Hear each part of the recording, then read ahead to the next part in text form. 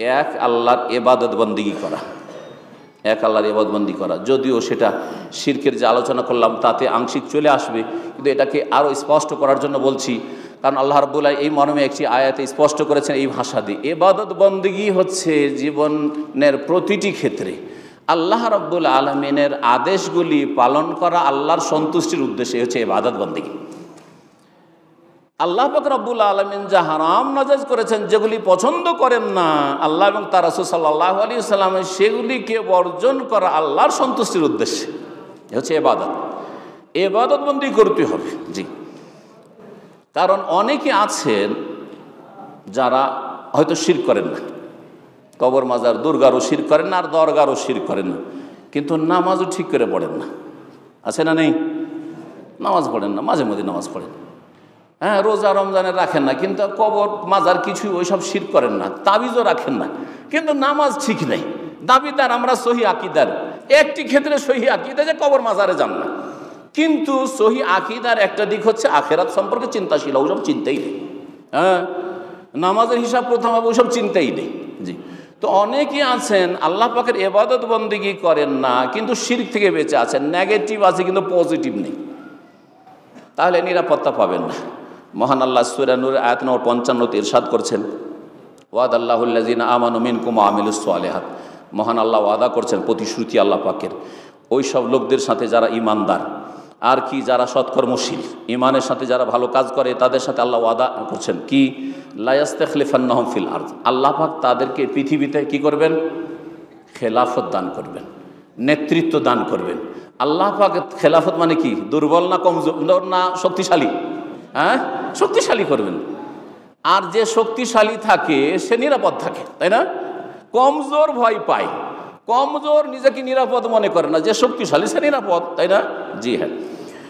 তো আল্লাহ পাক রব্বুল আলামিন তাদেরকে পৃথিবীতে প্রতিষ্ঠিত করে নেতৃত্ব দান করবেন। এক, নেতৃত্বের জন্য তাহলে চেষ্টা করতে হবে না, এইরকম চেষ্টা নয় যে নেতৃত্বের দিকে চেষ্টা, ওই দিকে চেষ্টা নাই। এই বিষয়টা ভালো করে আজকে বুঝেন এই আয়াতের আলোকে। আল্লাহ ওয়াদা করছেন আর আপনাকে একটা শর্ত পুরা করতে বলছেন, শর্ত পুরা করে দেন, আল্লাহ ওই গিফটটা নামিয়ে দেবেন। কিন্তু আমরা এইটা না করে, শর্ত না পুরা করে আমরা ওই গিফটটাকে হাসিল করার জন্য চেষ্টা করছি। কথা বোঝা গেছে? জি হ্যাঁ।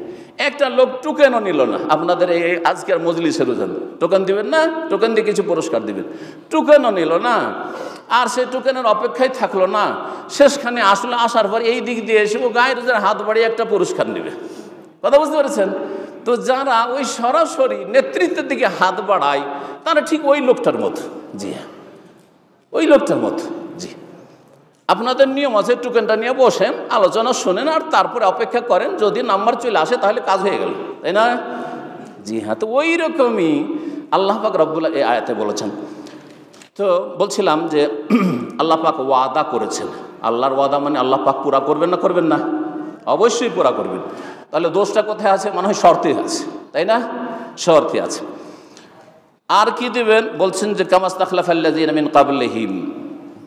এমনও হইতে পারে যে আমরা কমজোর মানুষ, আরে কোথায় আমরা কোথায় আছে আর কোথাকার আল্লাহ পাক ওয়াদা করছে, এটা হইতে পারে? আল্লাহ বলছে তোমাদের পূর্বে অনেককে দেওয়া হয়েছে, দাউদকে দেওয়া হয়েছে, সুলাইমানকে দেওয়া হয়েছে, ইউসুফকে দেওয়া হয়েছে, কূপ থেকে উঠিয়ে নিয়ে গিয়ে বসিয়ে দেওয়া হয়েছে নেতৃত্বে, তাই না? হ্যাঁ, জি হ্যাঁ। কামাস্তাখলাফাল্লাযিনা মিন ক্বাবলিহিম ওয়ালা ইউমাক্কিনান্না লাহুম দীনাহুমুল্লাযী ইরতাযা লাহুম। আর ওই দিনকে শক্তিশালী করবেন, প্রতিষ্ঠিত করবেন, যেই দিন তাদের জন্য আল্লাহ পাক মনোনীত করেছেন। দিন ইসলাম শক্তিশালী হবে। দিন ইসলাম শক্তিশালী হবে, মুসলিম শক্তিশালী হবে কি হবে না? শক্তিশালী হবে। সুতরাং নিরাপদ, মুসলিমরা যেখানে যাবে নিরাপদ থাকবে। 2, 3 নম্বর বলছেন ওয়ালা ইউবাদদিলান্নাহুম মিন বাদি খাউফিহিম আমনা। এবং তাদের ভয়ের পরে আল্লাহ পাক নিরাপত্তার জীবন দান করবেন। ভয়কে দূর করে দিয়ে, ভয় ভীতি, মক্কায় ভয় লাগছে, রাস্তায় চলতে ভয় লাগছে, এসব দূর হয়ে যাবে। মক্কা বিজয়ের নিয়ামত দান করবেন, নাসরুল্লাহ, আল্লাহ পাকের সাহায্য নেমে আসবে, বিজয় নেমে আসবে। জি হ্যাঁ, আল্লাহ পাক কথা বলছেন। জি, তো ভয় যে ছিল মুমিনদের, মুসলিমদের, এই ভয় দূর হয়ে যাবে। আল্লাহ পাক নিরাপত্তা দান করবেন। এই আয়াতে নিরাপত্তার কথা আল্লাহ পাক বলেছেন। তৃতীয় নিয়ামত, শর্ত আল্লাহ বলছেন ইয়াবুদুনানি, একটি শর্ত হচ্ছে আমার এবাদত করতে হবে। আজকের মুসলিমরা একটু চিন্তা করে দেখেন যে শতকরা কতজন আছেন নামাজের এবাদতে, যেটা প্রথম এবাদত মুসলিম জীবনে তৌহিদের পরে, নামাজের এবাদতে 5 ওয়াক্ত নামাজ কায়েম করে ফজর সহ জামাত সহ পড়েন।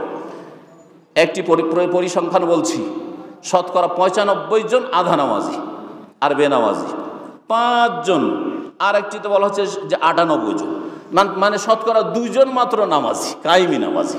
জি, জুমার দিনে এত সংখ্যায় মুসল্লি যে জায়গা দেওয়া যায়, রাস্তাঘাটে নামাজ পড়ছে, আর ফজরের নামাজে এক কাতার হচ্ছে না। গেল কোথায় এগুলো? গেল কোথায় সব জিনগুলো? জি বলেন, সব জিন উড়ে গেছে। জি, ইয়াবুদুনানি, একটি শর্ত হচ্ছে আমার ইবাদত করতে হবে। লা ইউশরিকুনা বি শাইআ, আর দ্বিতীয় শর্ত হচ্ছে আমার সাথে কোনো কিছুকে শিরক করা চলবে না।